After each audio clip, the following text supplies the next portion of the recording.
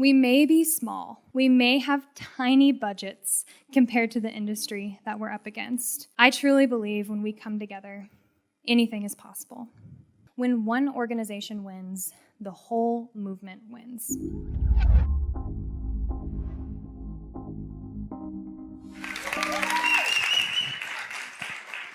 Hey everyone, thank you so much for that introduction. I'm really excited to be here with you all.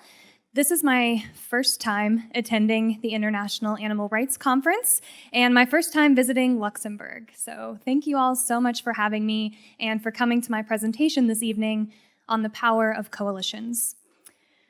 So before I get started, I want to remind you all of something that everyone in this room already knows, but I think it can be easy to forget and hard to admit to ourselves at times. But the truth is, there are not very many people in the world who are actively working to make a difference for animals.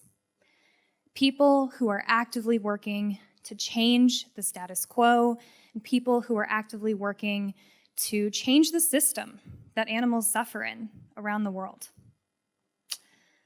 There are, however, a lot of people and a lot of corporations who profit from animal suffering and who benefit from the status quo in the way that we're currently treating animals. And those who are currently benefiting from the status quo are much more powerful than the animal advocates who are working against them. So they have an incomparable amount of money, power, and influence than we do right now.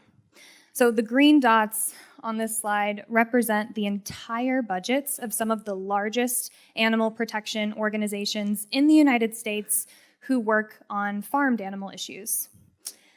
And the red dots represent just the advertising budget of some of the biggest ag industry players in the US. Now, admittedly, these numbers are a little bit outdated. I think they're from 2014 or 2015, but the point that this slide illustrates remains the same. Now, I don't know about you, but when I look at these numbers, I feel pretty intimidated, right? I think it can be daunting to think about what we're really up against in terms of making significant change. So, realistically, I think the only way for us to make a real, meaningful difference and to stand a chance to change the status quo is by joining forces and working together as a united front. In fact, I would argue that we won't be able to make any meaningful change for animals if we don't work together.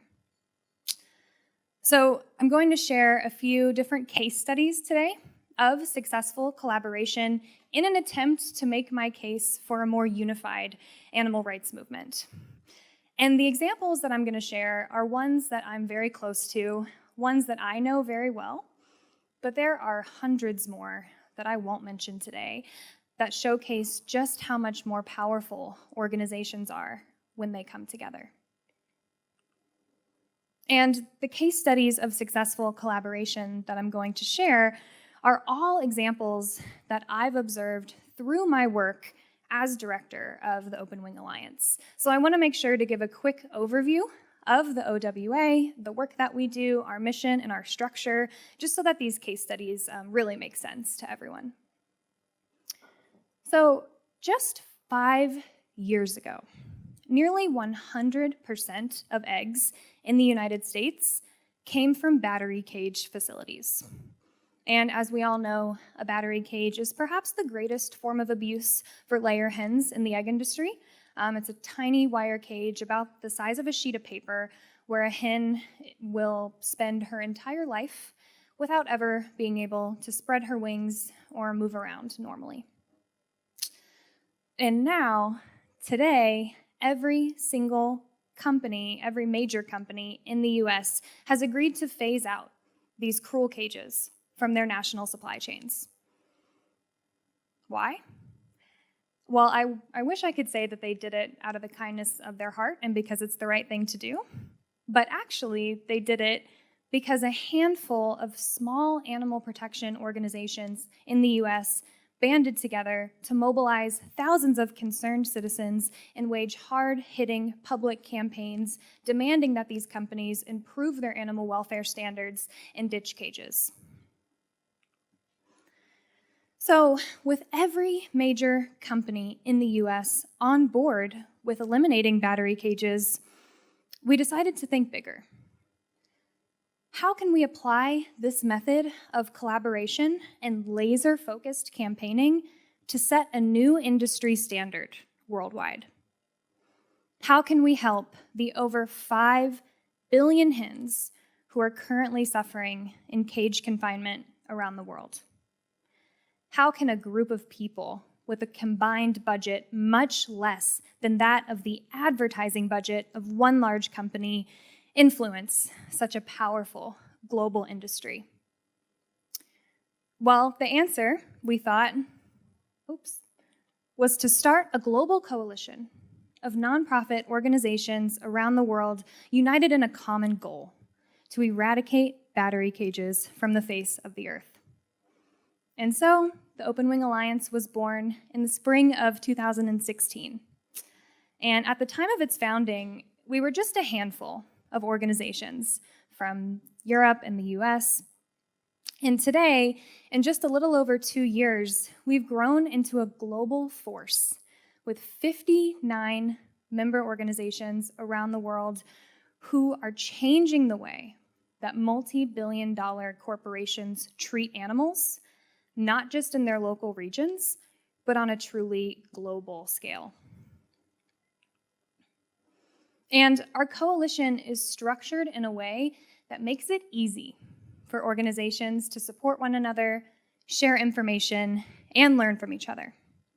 So we provide resources related to institutional campaigns that all live on one centrally located resource website. So this website contains our campaigns manual that details the Humane League's approach to engaging in a pressure campaign against a company. We also have a corporate relations starter guide that explains the Humane League's approach to engaging in dialogue with corporations to secure policies. And we have a global commitment tracker that lists every single cage-free and broiler welfare policy in the world, all in one place. We're also in constant communication with one another, thanks to my favorite program ever, Slack. We give grants to our member organizations to make sure that they have the resources necessary to carry out this institutional campaign work. And we host a global summit, regional summits, and personalized trainings around the world to bring groups together to strategize around our shared goal. And I'm happy to report that OWA groups are having a ton of success. So just in 2018 alone, all 59 coalition groups have secured at least 234 regional cage-free policies. And together as a coalition, just this year, we've secured 16 global cage-free policies. And this includes our most recent win against Starbucks. That I will, thank you. And I'll be going into much more detail about this campaign a little bit later. So we attribute much of this rapid success to our model of collaboration, really working together as a united front rather than just cheering each other on from afar. And the easiest way for me to explain this method is to share some real-life examples of how and why working together works. And these examples, as I mentioned, are very specific to the Open Wing Alliance and the work that we do, but this model of collaboration could easily be applied to other types of animal rights work as well. I think it could easily be applied to anti-circus campaigns, campaigns to ban fur farming, meat reduction campaigns, almost anything, really. So keep that in mind as we move forward. So the first example that I want to talk about is a joint pressure campaign run by 3 OWA groups in the Baltics. And I'm going to do my best with these pronunciations. Please forgive me if they're not perfect. Natamad Lumad in Estonia, Zibnieku Briviba in Latvia, and Tusti Narvai in Lithuania joined together to campaign against the second largest retailer in their region, Remy. So these 3 relatively small, mostly new organizations banded together to take on this giant company requesting a cage-free policy that extends to the entire Baltic region. And after a 4-month-long pressure campaign, they succeeded.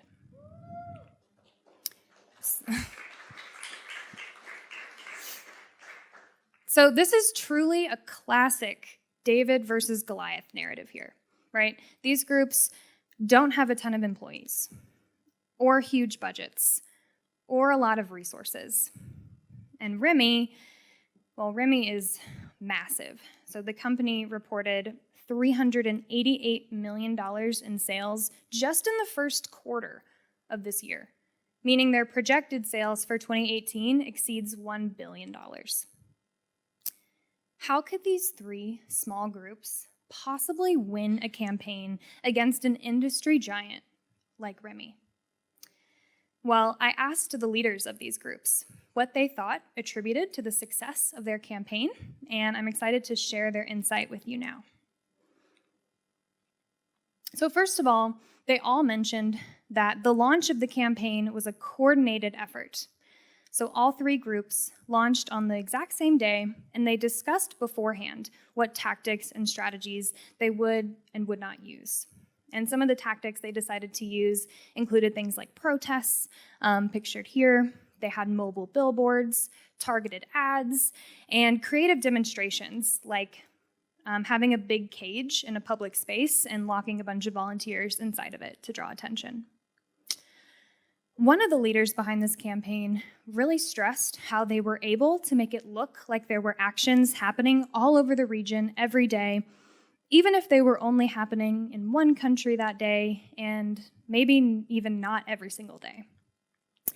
And that effect of making your campaign look bigger and more intimidating than it might actually be is obviously much easier to achieve with a joint campaign, and it's much more difficult for one organization to achieve on their own. Additionally, there were a series of campaign pictures and videos that were translated and used in all 3 countries. So this sharing of resources provided a significant advantage in terms of saving time and saving money, right? So rather than each group creating their own assets for the campaign, they were able to spread out this work across all 3 groups. And an extra benefit in the spirit of collaboration, of course, came from a 4th OWA group, Anima, who adapted video footage for this campaign and translated it into all 3 languages for the groups to use. So I'd like to quickly share a few quotes from the campaign leaders that I found to be particularly inspiring. I think that the very fact of being in it together was quite empowering and encouraging. We were sharing Lithuanian and Estonian actions both on our Facebook page and in internal activist groups to inspire volunteers. I think we managed to create an image of something happening every day, even if it was only happening in one country that day. And whenever one country did a video about the protests and the campaign, we could share it and say this is happening in other Baltic countries as well, and the pressure is on and coordinated, letting them know that this is a big campaign. And ultimately, that coordinated pressure sent a powerful message to Remy that a Baltic cage-free policy was in their best interest, and the campaign would not stop until they released the policy. And after 4 months of continued actions from these groups, they emerged victorious, with a giant Goliath of a retailer releasing their Baltic cage-free policy. Congratulations again to these 3 groups for this truly historic win. And while this victory was hugely significant on its own, it was also clearly instrumental to building momentum for the campaign. Because not long after Remy's announcement came out, Sky, one of Latvia's biggest premium retailers, announced that they had also gone cage-free after negotiations with Zivnieku Brīvība. And perhaps the most significant victory to follow Remy's came from the number one largest retailer in the Baltics, Maxima Group, releasing their public commitment to go cage-free by 2025 in Latvia, Lithuania, and Estonia. And this monumental victory came after weeks of hard negotiations with all three OWA Baltic groups. And they also had help from a fourth OWA group, Organzisations, who had gotten a commitment from Maxima's Polish branch several months earlier. And finally, all of these wins helped Tusti Narvai in Lithuania get a commitment from Norfa, the third largest retailer in Lithuania. So with this commitment, Tusti Narvai had secured policies from the four biggest retailers in their country, who together make up 70% of the retail market combined. So clearly, the Remy win had a huge domino effect that led to these small but mighty groups changing the way that the Baltic retail industry treats animals and sent a strong message to these companies that animal welfare matters. And of course, for activists, cage-free facilities are not the end goal, right, but rather a step in the direction towards progress. And these commitments will make it easier for these groups to go back to these companies later with a bigger ask, slowly but surely improving the treatment of animals on a truly enormous scale. Okay, so switching gears a little bit, I want to move on to case study number 2. Now, the impact behind this example is not quite as straightforward as a campaign victory, but I think it's equally as important, and that is the collaborative training of coalition member groups. So in our case, we train organizations in institutional campaigning, but of course, this could be applied to any type of training.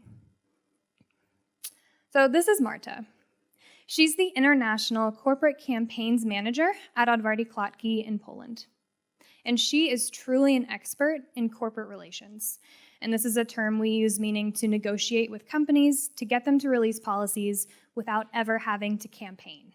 So this is clearly a skill that's extremely valuable to OWA's mission. And while the organization she works for is a member of the OWA, and she's spoken at many of our events in the past, there's really nothing, at least to my knowledge, in her job description related to training other OWA groups. And, as I mentioned, we have over 50 member groups around the world. And many of those groups are brand new to this type of corporate campaigning, and they're rightfully interested in some personalized training from OWA. However, it's really not feasible for my team of just 4 people to provide in-person, hands-on training for every single OWA group who wants it, nor is it feasible for us to have a good understanding of the animal rights movement, political situation, and market in every single country. So Marta stepped up, and she's provided hands-on training to 2 OWA groups just this year in Eastern Europe. And she's done it with a positive attitude and never asked for anything from us in return, although we probably owe her a lot. So following OWA's philosophy of openness and sharing of information, she basically hands over the Organzisations playbook of corporate outreach, sharing their step-by-step approach to interacting with companies, the different types of software that they use, and how they prepare for a corporate meeting.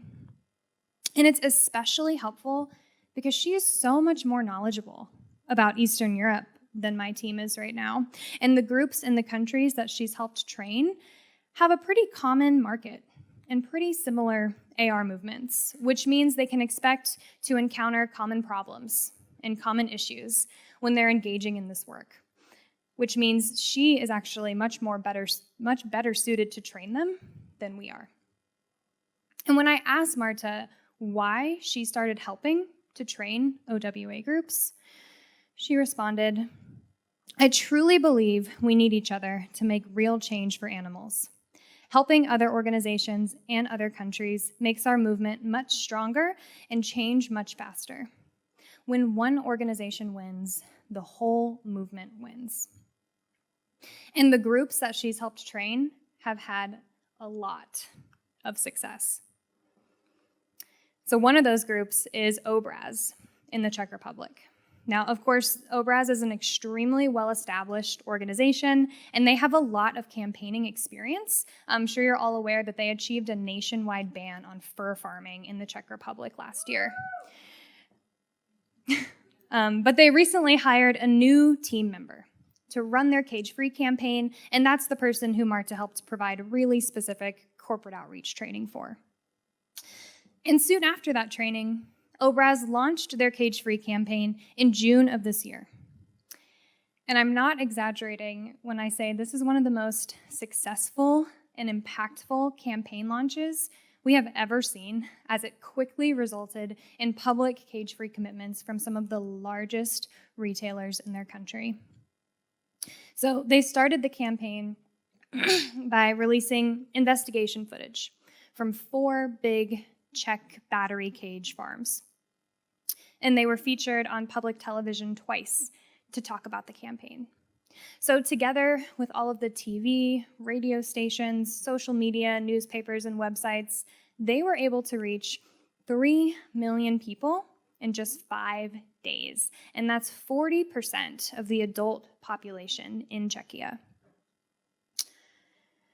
And based on reactions, it seemed like almost all members of the public and even journalists were on their side and really wanted to see these companies ditch cages as soon as possible. And after just 1 week of their campaign launch, these retailers published their commitments to go cage-free.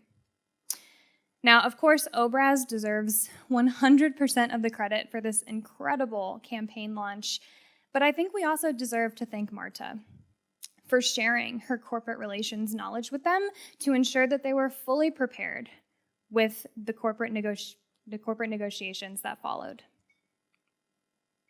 And Marta isn't the only one who's helped to train OWA groups. We've also had help from the great Lena Lind Christensen from Anima. And these trainings have all gone so well that we are working on putting together a formal OWA training committee full of experts in our coalition who can help train the newer groups in the future. So we're really excited to roll this program out later this year, and I'm more than happy to share the framework for this committee with any organizations or coalitions who are interested in ramping up their training efforts. And while this new committee will definitely streamline the training process, we've also been so thrilled to see that OWA groups are constantly going to each other for support and advice. So I've been working in the animal rights movement for about 6 years now, which is not very long in the grand scheme of things. But I have never seen collaboration like this on such a huge scale, right? In fact, in my early experience, it was quite the opposite. And it seemed like most groups in the US were really hesitant to share their tactics with one another, and they weren't very forthcoming about their strategies. But I'm really happy to see that this is changing, not just in the US, but around the world. Because really, when you think about it, there's no downside to sharing this type of information with other groups who are also trying to help animals. If another group ends up being better at your tactics than you are, that's a good thing, right? Because it means that animals win, and that's what we all want. I think the only potential risk could be the industry, right? Finding out about our campaign tactics and strategies and being able to prepare a little bit better. But as long as the groups that we're sharing this information with are trustworthy and we're using a secure platform to communicate, I don't think this should be a justification for withholding information, because the more we communicate with each other, the more success we will have as a movement, just like Marta said. Okay, so the final example that I want to share today is of the latest OWA Global Campaign against Starbucks. Now, this is the biggest coordinated global campaign the OWA has ever engaged in by far, and the campaign only lasted for 12 days. This is also significant because Starbucks is the first ever restaurant to release a global cage-free policy. Right, so thanks to coalition pressure, we've seen major manufacturers like Nestle and Kraft Heinz release global policies. We've seen major hotel chains like Wyndham and Accor release global policies, but never a restaurant. So this was an ambitious campaign with an ambitious target. And once again, we proved that small groups of dedicated people can work together to achieve big results. And I'll do my best to explain how we did it. So first, I just want to stress that a lot of planning went into this campaign, and a thorough action plan was created and shared with all of our coalition groups 30 days prior to the campaign launch. We wanted to make sure that every group had adequate time to really prepare for the campaign. And ensuring that every group had the necessary information so that we had a unified strategy was really crucial to the success of the launch. And we also provided resources in our action plan to make participating in this campaign as easy as possible for coalition member groups. So we started out by having each group send emails to the global and regional leadership of Starbucks announcing the campaign. So this demonstrated just how large OWA is, and it showed that we're unified and coordinated. And emailing the regional leadership also helped loop in some additional decision makers outside the global leadership. So we then had OWA groups launch their own petitions, which Change.org later merged into one mega petition. We did mass social media trolling of Starbucks, which is always fun. And my favorite, we held a massive protest outside of a Starbucks location in Prague with over 100 activists. And personally, participating in this protest was one of the coolest experiences of my life because we were just all together with so many leaders of the AR movement all over the world in the same place, really united in a common goal. And not a single person went inside of that Starbucks or left that Starbucks the entire time the protest was going on. And we even had some random people on the street ask if they could join in and grabbed a sign and join the demo. So clearly we made a big impression in Prague that day.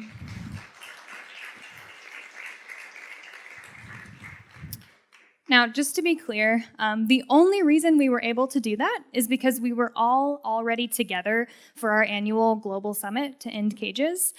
We would never, under any circumstances, fly everyone out just for a protest. But rather, we decided to use our rare time together in the most effective way possible. And we thought that there was no way that Starbucks could ignore a campaign launch like this. And we were right. Starbucks leadership reached out to us the very same day of that campaign launch after ignoring our emails for months and requested a meeting to discuss a global policy. So before that meeting, OWA groups really kept the campaign momentum going strong. They sent out press releases about the campaign, took boycott photos, called the Starbucks customer service line, and did continued social media actions. But after that meeting, once we really knew that Starbucks was serious about releasing this global policy with the exact language that we suggested, we made a strategic decision to put a memorandum on the campaign, pausing all of our actions while we negotiated the policy.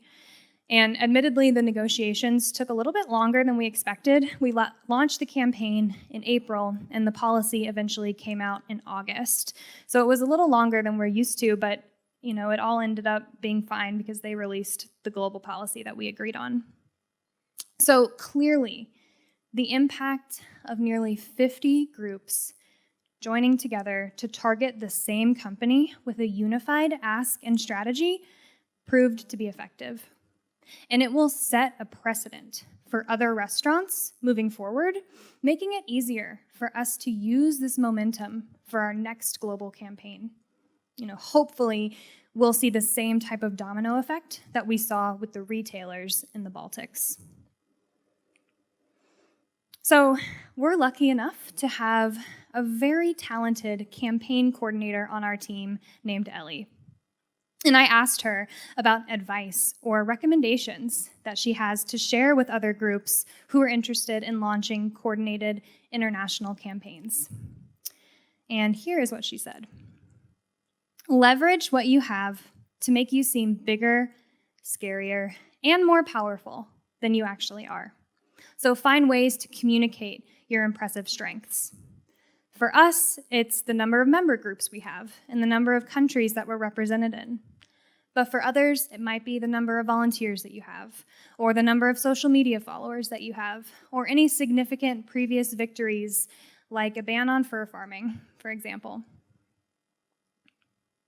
She also said, make sure you're aligned on your ask, your target, and your game plan before launching a campaign. So this includes assigning roles, knowing who the point person is, and what the decision-making process looks like. So campaigns tend to move pretty quickly, and there's not a lot of time to consult every person or every group involved in every decision you have to make. So figuring out what that process looks like beforehand can make things run much more smoothly. This also includes having clearly defined expectations for the groups who are participating. And of course, the most important, don't let your campaign target find out about your campaign before you're ready to launch, right? You really want this to take them off guard and surprise them. She also recommends trying to anticipate issues before they arise. So be prepared for a win, have your press release ready to go, but also be prepared for a more difficult campaign by having some creative tactics in your back pocket. And really take the time to think through how you're going to keep up morale if the campaign drags out longer than you had expected. And finally, set realistic expectations for your coalition. Even if you're 99% sure that this will be a quick and easy win, don't make that the expectation. It'll really help with morale if the campaign takes longer than you thought it would, and it'll help motivate your coalition to stay engaged, right? If everyone thinks it's going to be a really easy win, they might prioritize other work, and the campaign might suffer. So planting those seeds of doubt can make a victory that much sweeter. So by looking at these 3 case studies, I think some common themes about successful collaboration begin to emerge. The first being sharing information and focusing on the success of our movement as a whole rather than the success of one organization will lead to faster progress. And I realize that this is easier said than done, right? It means we have to lose our egos, care less about who gets credit, whose idea it was, or who was better at a certain thing, and instead be willing to learn, help each other learn, and remember that our intentions are almost always good, right? Every one of us wants to help animals. That's why we're all here. We just have slightly different ways of going about it. So if we learn to give each other the benefit of the doubt and find the strength in our different approaches, we will achieve our goals so much faster. The second theme being that working with multiple groups across multiple countries is logistically very challenging. So I think this is one of the hardest parts of my job, coordinating people in different time zones who speak different languages, have different cultures, laws, traditions, political systems, markets, etc. So for a collaborative campaign to be successful, the communication has to be clear and everyone has to be on the same page at all times. That's why the Humane League has an entire department of 4 people, and we're about to hire 3 more, so it'll soon be a department of 7 people who only focus on the coalition, because coordinating so many groups around the world takes a lot of time and a lot of organization. And third, go big. Don't underestimate the power we have when we work together. We may be small. We may have tiny budgets compared to the industry that we're up against. But we've proven time and time again that that does not matter. Small nonprofits are creating real change and impacting the way that multi-billion-dollar corporations do business.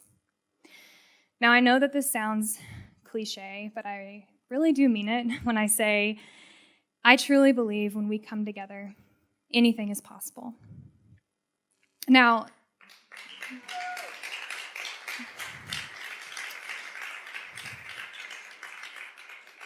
this does not mean that we will win every time. And it does not mean that we will win without a fight. I think we need to start viewing failure as part of the journey towards success, right? Failing is a good thing in so many ways because it helps us learn and it helps us refine our approach so that we can eventually be successful no matter how long it takes. So there's really no shame in failing as long as we learn from our mistakes and keep trying. So to wrap up, I just want to thank all the OWA groups for providing me with such great case studies to share today and for the amazing work that they're doing every day. If you didn't know before this talk, you certainly know now that OWA is laser focused on a single issue, and we're generally made up of groups who focus on farm animals and factory farming. But the point that I raised at the very beginning of this talk, that we won't succeed in making any meaningful progress for animals unless we work together, carries over to every corner of our movement. So if you're interested in starting a coalition or just collaborating more with other organizations, keep these examples in mind. Make sure you establish a clear shared goal and remember that there aren't very many people in the world who are actively working to make a difference for animals. So now, more than ever, we need to help each other out. So I think this quote by Andrew Carnegie sums it up well. Teamwork is the ability to work together toward a common vision, the ability to direct individual accomplishments toward organizational objectives. It is the fuel that allows common people to attain uncommon results. I think that's exactly what we're doing, and the more we work together, the faster we'll succeed. Thank you. Thank you so much for watching my presentation. Be sure to give this video a big thumbs up and subscribe to the channel, and make sure to share this video if you found it helpful.